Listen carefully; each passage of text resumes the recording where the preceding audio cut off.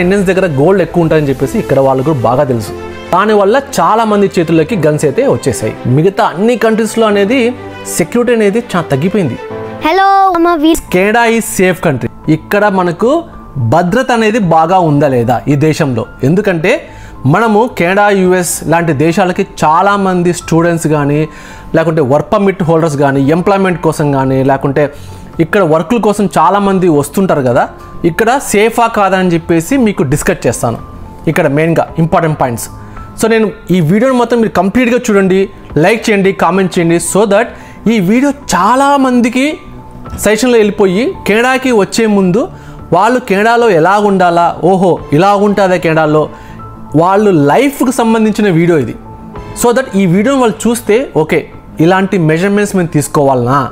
ఎందుకంటే అండి గుర్తుపెట్టుకోండి, మన పిల్లలు ఎవరే కానీ ఎంతో కష్టపడి వాళ్ళని పెంచి వేరే దేశాలకు పంపిస్తాం. ఆ దేశాల్లో వాళ్ళు సేఫ్గా ఉన్నారులే అని చెప్పేసి మనకు డే అండ్ నైట్ నిద్రలేని టైంలు ఉంటాయన్నమాట. మన పిల్లోడికి ఏమైనా అయితే కనుక అంతకంటే డిజాస్టర్ ఇంకోటి ఉండదన్నమాట. వాళ్ళు ఎంతో కష్టపడి పెంచి పోషించి ఇతర దేశాలకు పంపిస్తే ఇక్కడ సేఫ్టీ ఇష్యూస్ వల్ల పిల్లలకి ఏమైనా అయితే వాళ్ళ బాధ వర్ణనాతీతం.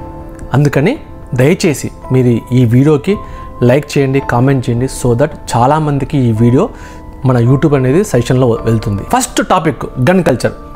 గన్స్ అనేది మీకు అందరికీ తెలుసు యూఎస్లో బాగా ఎక్కువగా ఫ్రీక్వెంట్గా బాగా దొరుకుతాయని చెప్పేసి. ఇక్కడైతే గన్స్ అయితే అంత తొందరగా దొరకవు, అంత ఈజీగా ఎవరి చేతుల్లోకి వెళ్ళవు. కానీ ఇల్లీగల్గా ఇక్కడ కెనడాలో ఉంటున్న చాలామంది చేతుల్లోకి అయితే వెళ్ళాయి. సో గన్స్ అనేది ఇక్కడ ఈజీగా దొరకవు. చాలా మటుకు ఇల్లీగల్గా యూఎస్ నుంచి కెనడాకి మైగ్రేట్ అయితే అన్నమాట. చాలామంది గన్స్ని కొంటారు.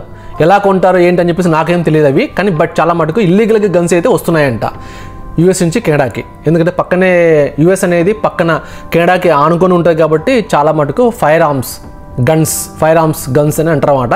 అవి అనేది కెనడాకి వస్తున్నాయి. దానివల్ల చాలామంది చేతుల్లోకి గన్స్ అయితే వచ్చేసాయి.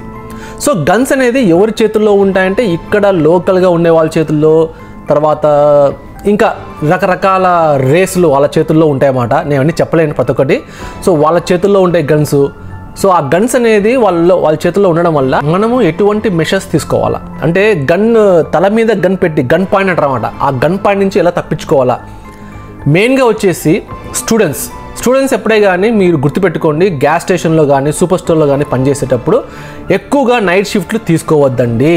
నైట్ షిఫ్ట్లో పనిచేస్తే కనుక ఖచ్చితంగా ఒకవేళ పని చేయాల్సి వస్తే అక్కడ మీకు సేఫ్గా ఉందో చూసుకోండి. ఆ స్టోర్లో ఒకవేళ వాళ్ళు అటాక్ చేయడానికి వచ్చినా సరే మీకు ముందర షీల్డ్ అనేది ఉందా లేదా అనేది చూసుకోండి. అలాంటి చోట్లనే మీరు పనిచేయండి. ఒకవేళ ఎటువంటి మెషర్మెంట్ లేదు, డైరెక్ట్గా వచ్చి ఒక ఇన్సిడెంట్ జరిగింది, డైరెక్ట్గా వచ్చి గన్ పెట్టి కాల్ చేస్తారన్నమాట.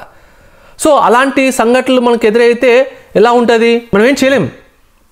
సో అందుకని మీరు అలాంటి మెషర్మెంట్స్ తీసుకోండి. ఇంకోటి dark areas, night times light ఎక్కడైనా డార్క్ ఏరియాస్, కొన్ని గ్రే ఏరియాస్ ఉంటాయట, ఆ ఏరియాస్కి వెళ్ళొద్దండి. రాత్రిపూట్ల ఒక్కరే బయట తిరగద్దండి. మీరు షిఫ్ట్కి వెళ్ళి ఇంటికి వెళ్తుంటారు, ఒక్కరే ఫుడ్ పెట్టుకొని ఇంటికి వెళ్తుంటారు, లేకుంటే ఒక్కరే నడుచుకుంటూ వెళ్తుంటారు. జాగ్రత్తగా చూసుకోండి. ఒకవేళ మన టైం బ్యాడ్ అయ్యి వాళ్ళు మనకు గన్ పాయింట్ పెట్టారనుకోండి, డైరెక్ట్గా మీరు ఏం చేస్తారంటే డైరెక్ట్గా మీ పర్స్ కానీ మీ ఫోన్ కానీ మీ దగ్గర డబ్బు ఉంటే మొత్తం వాళ్ళ చేతికి ఇచ్చేయండి. మీరు వాళ్ళ కళ్ళల్లోకి డైరెక్ట్గా చూడొద్దండి. ఎందుకంటే వాళ్ళు డిస్కంఫర్ట్ ఫీల్ అవుతారు. వాళ్ళకి ఏమనిపిస్తుంది అంటే మీరు ఏమన్నా వాళ్ళని ఐడెంటిఫై చేస్తారేమో రేపొద్దున పట్టుకుంటే. అందుకని వాళ్ళు చాలా మటుకు మిమ్మల్ని ఫైట్ చేయడానికి, కాల్చడానికి ఛాన్సెస్ ఎక్కువ ఉన్నాయి. అందుకని చాలా మటుకు మీరు వాళ్ళ కళ్ళల్లో చూడొద్దండి. వాళ్ళు అడిగిన వెంటనే వాళ్ళకి ఏం కావాలో అవి ఇచ్చేసేయండి, సింపుల్. సో అలా ఉంటామన్నమాట. ఆ తర్వాత మీరు కావాలంటే ఇన్సిడెంట్ని మీరు 911కి ఫోన్ చేసి చెప్పేసేయండి, ఇలా జరిగింది అని చెప్పేసి. అంతకుమించి మనం ఏమీ చేయలేము, ఓకేనా. ఫారెన్ దేశాల్లో అంతకుమించి మనం ఏమీ చేయలేము. ఇక్కడ ఉన్న కాప్స్ కూడా మీరు ఇలాగే చేయండి అని చెప్తారు. అది మెయిన్. గన్ కల్చర్ అనేది ఇక్కడ బాగా పెరిగిపోయింది. యూత్ చేతిలో చాలామంది గన్స్లో వెళ్ళిపోయినాయి.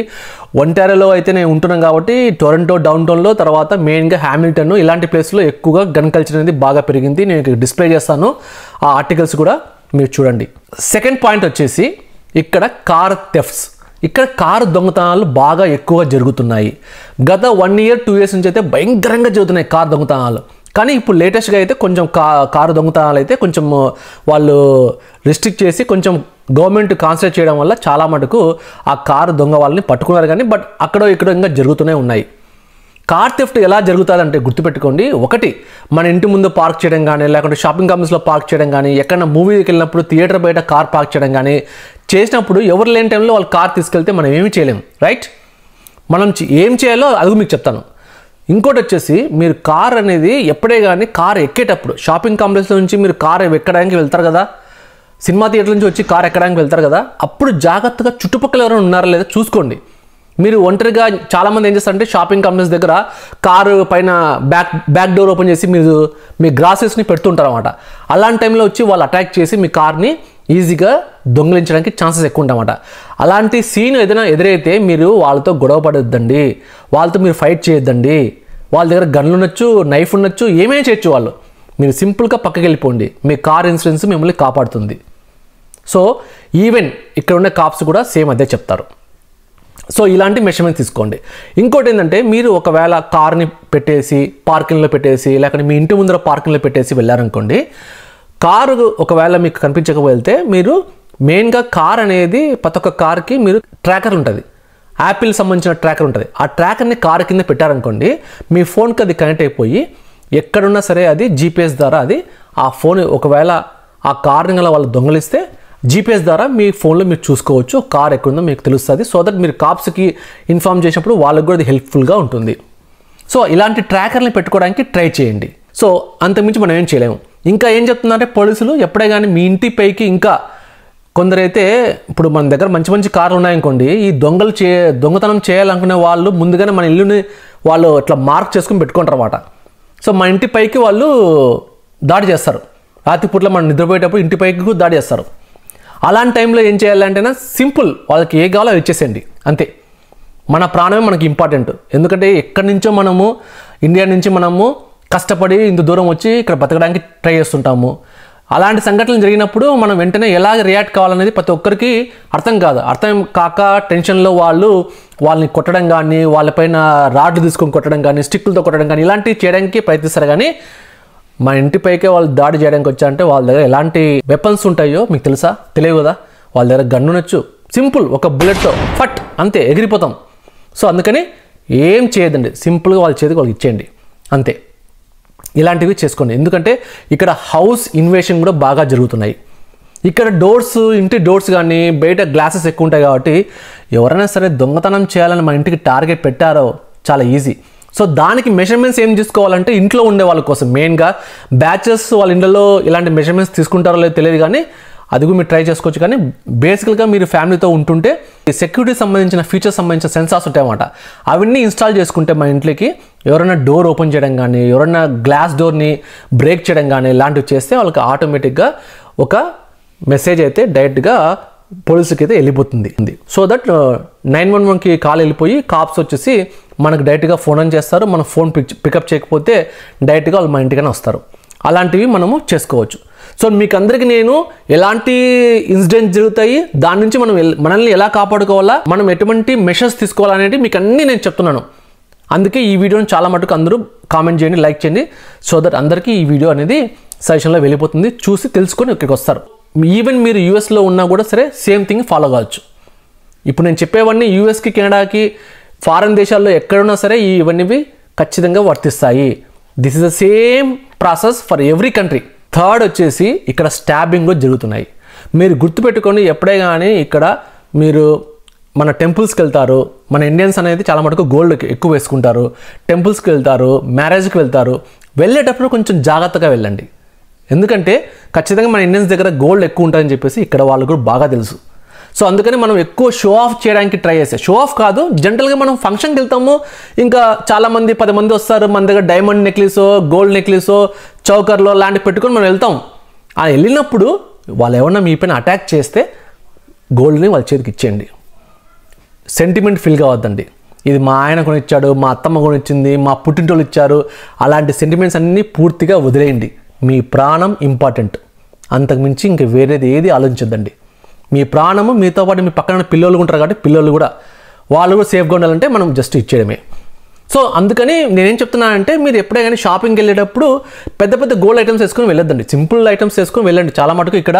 అందుకే ఇక్కడ ఈ రోల్డ్ గోల్డ్ కానీ లేకుంటే ఈ గోల్డ్ కోటింగ్ సంబంధించిన ఆర్నమెంట్స్ చాలామంది వేసుకొని ఇక్కడ తిరుగుతారు. ఎందుకంటే ప్రతి ఒక్కసారి బయటికి వెళ్ళినప్పుడల్లా మనం గోల్డ్ వేసుకొని బయటికి వెళ్ళలేం కదా. ఓన్లీ ఇక్కడ, అది కూడా మనం ఫారెన్ దేశాల్లో ఉంటే మనకి ఇక్కడ పెళ్ళిళ్ళు ఫంక్షన్లు అటెండ్ కావడం అనేది చాలా రేరు.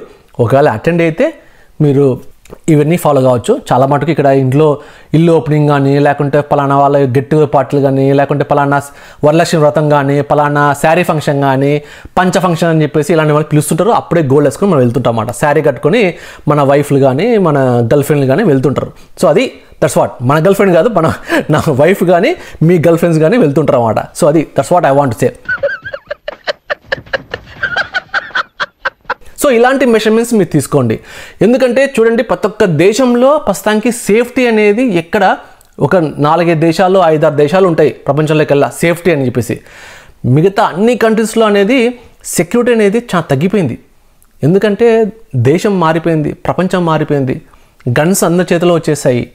తర్వాత ఇప్పుడు ఇన్ఫ్లేషన్ పెరిగిపోయింది, చాలామందికి జాబులు లేవు, చాలామంది బయట హోమ్లెస్ పీపుల్ ఎక్కువ ఉన్నారు, చాలామంది వాళ్ళు కష్టపడుకోకుండా దొంగతనాలు చేసి డబ్బు సంపాదాలనుకుంటారు, జాబులు దొరకపోవచ్చు, ఫ్రస్ట్రేషన్లో ఏమేమి చేయొచ్చు. సో అలాంటి కేటగిరీస్ చాలా ఉంటాయి. సో వీటన్నిటి బారి నుంచి మీరు తప్పించుకోవడానికి ట్రై చేయండి. ఇంకొక విషయం వచ్చేసి ఇక్కడ రోడ్ రేజ్. రోడ్ రేజ్ అంటే ఏంటంటే, ఇప్పుడు మీరు కార్లో వెళ్తుంటారు, ఎవరన్నా మీ కార్ని ఫాలో అవుతుంటారు, లేకుంటే మీరన్నా వేరే వాళ్ళ కార్ ఫాలో అవుతుంటారు. ముందు వాళ్ళకు వెనక వాళ్ళకు మీ పైన కోపం వచ్చి వాళ్ళు మిమ్మల్ని ఏదైనా మాట అనడము, మీరు వాళ్ళని ఏదైనా మాట అనడము, చాలా మటుకు మిడిల్ ఫింగర్ చూపిస్తారు, ఇట్లా మిడిల్ ఫింగర్ చూపిస్తారు. అలాంటి దానికి మనం రియాక్ట్ అయిపోయి ఏదన్నా అన్నామనుకోండి, వాళ్ళు మన కారు వెంట పడి వాళ్ళు మన కారు ముందు కారు పెట్టి మనల్ని కొట్టడానికి రావడం కానీ, లేకుంటే మన కార్ని వాళ్ళు ఢీ కొట్టడం కానీ, హైవేస్లో వెళ్తూ మనల్ని భయపెట్టడం కానీ ఇలాంటివి చేస్తుంటారు అన్నమాట. దాన్నే ఇక్కడ రోడ్ రేజ్ అంటారన్నమాట. ఈ రోడ్ రేజ్ దానికి మీరు చాలా దూరంగా ఉండాలి, గుర్తుపెట్టుకోండి. ఎందుకంటే రోడ్ రేజ్ కూడా చాలా చాలా డేంజరస్ థింగ్ అన్నమాట. ఎందుకంటే హైవేలో ఫాస్ట్గా వెళ్తుంటారు కదా, చిన్న మిస్టేక్ అయినా సరే ఫట్ కార్ అనేది ఎగిరిపోతుంది అన్నమాట. సో అందుకని మీరు చాలా జాగ్రత్తగా ఉండాలి. అసలు ఇలాంటి సిచ్యువేషన్ ఎందుకు ఎదురవుతుందంటే, జనరల్గా ఏమవుతుందంటే మనం స్లోగా వెళ్ళడం కానీ, లేకుంటే మనం ఎవరైనా కారుకి దగ్గరలో వెళ్ళడం కానీ ఇలాంటివి మనం చేస్తుండొచ్చు, లేకుంటే వేరే వాళ్ళు మనకి చేస్తుండొచ్చు, మనకు నచ్చకపోవచ్చు, మనం వాళ్ళ కళ్ళల్లో కళ్ళు చూస్తుండొచ్చు. ఒకసారి వాళ్ళు ఏదైనా మిడిల్ ఫింగర్ చూపిస్తారు, మనం దానికి రియాక్ట్ అయిపోయి మనం కూడా ఏదో అంటాము, వాళ్ళు మన కారు వెంట పడము, ఇలాంటివి చేస్తుంటారు అన్నమాట. జనరల్గా ఏం చేస్తారంటే గ్రీన్ సిగ్నల్ దగ్గర కొందరు ఫోన్లు చూసుకుంటూ వెళ్ళకోకుండా ఉంటారు, వాళ్ళు హాంగ్ చేస్తారు, మన వాళ్ళు వాట్ వాట్ అంటారు, ఇట్లాంటి దానికి అన్నమాట. సో మీరు ఎక్కడ కార్ పార్కింగ్లో కానీ ఎక్కడే కానీ చూసుకొని అడ్జస్ట్ అయ్యి వాళ్ళ లాంగ్వేజ్ని అర్థం చేసుకొని, ఇక్కడ మన ఇండియాలో లాగా ఉండదు మామ, గుర్తుపెట్టుకోండి. ఇక్కడ కల్చర్ తగ్గట్టుగా మనం ఉండాలా. When you're in Rome behave like a Rome person. So ఇప్పుడు మనం కెనడా దేశానికి వచ్చాము, ఇక్కడ కల్చరు ఇక్కడ అన్నీ తెలుసుకొని, కల్చరల్ డిఫరెన్స్ భయంకరంగా తేడా ఉంటుంది, ఇక్కడ తెలుసుకొనే రావాలా. వచ్చిన తర్వాత ఎలా బిహేవ్ చేయాలో తెలుసుకోవాలా, అది మెయిన్ ఇంపార్టెంట్. సో వాళ్ళ దగ్గర గన్ ఉండొచ్చు, కోపం వచ్చి కార్కి మీకు అడ్డంగా కార్ ఆపేసి వాళ్ళ గన్తో మిమ్మల్ని ఏమైనా చేయొచ్చు. సో ఇలాంటివి ఉంటాయి. సో ఎప్పుడైనా గుర్తుపెట్టుకోండి, మన చిరంజీవి సినిమా ఒక మూవీ ఉంటుంది, మిడిల్ ఫింగర్ చూపిస్తే ఏం చెప్తా అంటే జస్ట్ మన మనసులో మనం అనుకోవడమే, నిమ్మకాయ పెట్టుకొని వెళ్ళిపోవని చెప్పేసి. ఆ సీన్కు మీకు ఇక్కడ వేస్తాను కావాలంటే. బాబు నిమ్మకాయ పెట్టుకో తగ్గిపోతాయి వాడి గోరు చుట్టూ. సో అలాగా మనము కామెడీగా ఫీల్ అయిపోయి వెళ్ళిపోవాలి. ఒకవేళ మనం హార్ట్కు తీసుకున్నాం అనుకోండి, యా డెఫినెట్లీ వాళ్ళు మనల్ని ఏమన్నా చాలా వ్యక్తిగతంగా మనల్ని ఏమన్నా అనడం కానీ, లేకుంటే ఏదైనా చేస్తే మీరు సింపుల్గా కాప్స్కి రిపోర్ట్ చేయడమే. సో ఏ సంఘటన అయినా సరే ఇక్కడ కాప్స్కి రిపోర్ట్ చేయడమే. మన చేతుల్లోకి ఏ ఇన్సిడెంట్ సరే తీసుకుంటే ఖచ్చితంగా వాళ్ళు కూడా వాళ్ళ చేతుల్లోకి ఇన్సిడెంట్ తీసుకోవడానికి రెడీగా ఉంటారు ఇక్కడ. సో ఇక్కడ బాగా బలంగా మనుషులు బాగా ఉంటారు కాబట్టి కొంచెం జాగ్రత్తగా ఉండాలి. సో రోడ్ రేజ్ విషయంలో మాత్రం చాలా జాగ్రత్తగా ఉండండి. సో రూల్స్ని ఫాలో కావండి, పక్కాగా వెళ్ళండి. మనం కూడా మన ఇండియాలాగా దిక్కులు చూడుకోకుండా మనము వెళ్ళడం అనేది చాలా ఇంపార్టెంట్. ఇక్కడ ఎంత స్పీడ్ ఉంటే ఆ స్పీడ్లో వెళ్ళడం ఇంపార్టెంట్. తర్వాత కారుకి దగ్గరలో ఇట్లాగా మనకు జనరల్గా ఇంత ఒక 4 feet 3 feet ఎంతో ఉంటుంది, ఆ ఫీట్ డిస్టెన్స్ మనం మెయింటైన్ చేయాలి కార్కి మధ్య. అలాంటివి చేసుకుంటూ పోవాలి. మన ఉద్దేశం అలా ఉండదు, కానీ మనకు అలవాటు అయిపోయి ఇండియాలో అలా కార్కి దగ్గరలో వెళ్తామన్నమాట, చాలా చిరాకు అనిపిస్తుంది అది. సో మనము అవన్నీ ఫాలో కావాలి ఖచ్చితంగా, అది ఫాలో అయితేనే బాగుంటుంది. సో ఈ 4 టాపిక్స్ చెప్పాను మీకు: gun culture, car theft, stabbing and home invasion, తర్వాత రోడ్ రేజ్. ఇవి మెయిన్ ఇక్కడ మనం బాగా జాగ్రత్తగా ఫాలో అయ్యాల్సిన విషయాలు. ఎటువంటి మెషర్మెంట్స్ తీసుకోవాలో చెప్పాను. ఐ హోప్ మీకు అందరికీ బాగా అర్థమైంది అనుకుంటాను. ఇంకా ఏమైనా సరే మీకు అనిపిస్తే, నేను ఏదైనా పాయింట్స్ మిస్ అయ్యింటే ఇక్కడ కింద మెన్షన్ చేయండి. మీరు పర్సనల్గా ఇంకా ఏదైనా సరే మీరు ఫేస్ ఏంటి, కెనడాలో యూఎస్లో ఎటువంటి మెషర్మెంట్స్ తీసుకోవాలి, ఆ ప్రాబ్లం ఏంది, సొల్యూషన్ ఏంది కూడా కింద టైప్ చేయండి. సో దట్ కింద చాలామంది కామెంట్స్ చదువుతారు కాబట్టి వాళ్ళకందరికీ తెలుస్తుంది. So thank you very much for watching this video. నేను మరీ చెప్తున్నాను, ఎప్పుడు నేను ఏ వీడియోకి చెప్పలేదు, ఈ వీడియోకి మటుకు మీరు లైక్ కామెంట్ ఖచ్చితంగా షేర్ చేయండి. ఎవరైనా సరే మీ ఫ్రెండ్స్ కానీ, మీ ఫ్యామిలీ మెంబర్ కానీ, మీరు కానీ ఎవరైనా సరే కెనడాకి కానీ అమెరికా కానీ వస్తుంటే ఈ వీడియో అనేది ఖచ్చితంగా మీకు హెల్ప్ఫుల్ ఉంటుంది. సో అవన్నీ నేను స్టెప్ బై స్టెప్ కింద మీకు డిస్క్రిప్షన్లో కూడా పెడతాను.